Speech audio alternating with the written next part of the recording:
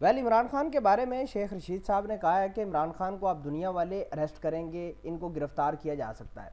बात यह है कि आज तहरीक अदम एतमाद पेश हुई, जो सारे इमरान खान के मुनहरफ अरकान थे वो भी मौजूद थे, लेकिन कासिम सूरी ने 6 मिनट बाद ही इजलास को गैर आइना मुद्दत तक मुलतवी कर दिया गया है।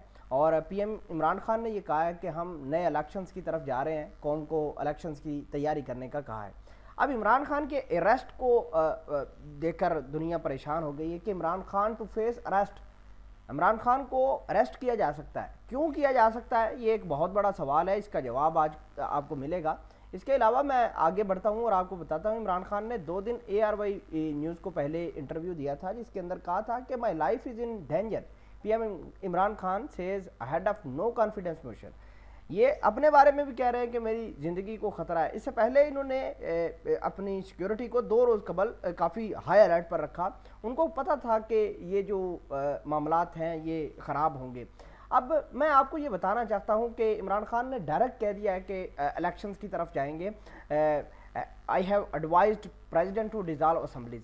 अब देखिए, असम्बली डिज़ॉल्व होगी तो मामलात मज़ीद ख़राब होंगे। अपोजिशन आज बैठ गई है धरना दे के पार्लियामेंट के अंदर ही, और किसी किस्म का इजलास होने नहीं दे रहा।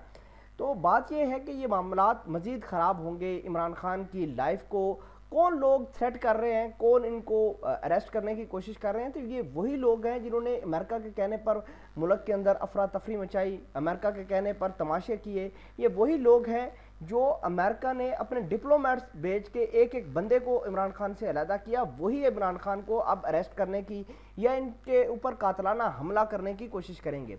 2 बातें निकल कर सामने आई हैं कि एक, इमरान खान के ऊपर कातलाना हमला हो सकता है, और दूसरा जो है वो इनको थ्रेट है कि उनको इम्प्रिजनमेंट के अंदर ना डाल दिया जाए।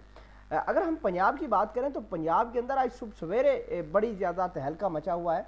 चौधरी जो मोहम्मद सरवर हैं, गवर्नर पंजाब हैं, इनको भी फेडरल गवर्नमेंट ने आउट कर दिया था, बरतरफ कर दिया था, क्योंकि चौधरी सरवर ने एक बड़ी डबल गेम खेली थी। पहले तो ये उस्मान बुज़दार के मामलात में इंटरेस्टेड इतने थे कि इन्होंने उस्मान बुज़दार को काम नहीं करने दिया, बल्कि उनको रूलिंग देते रहे। और आज शहबाज शरीफ के बेटे हमजा शहबाज की ये हमायत करते हुए पकड़े गए। परवेज़ अलाई ने इमरान खान को सबूत दिए थे कि ये देखें कि ये चौधरी मोहम्मद सरवर जो हैं ये अपोजिशन के साथ मिलकर हमजा शहबाज के लिए वोट मांग रहे हैं।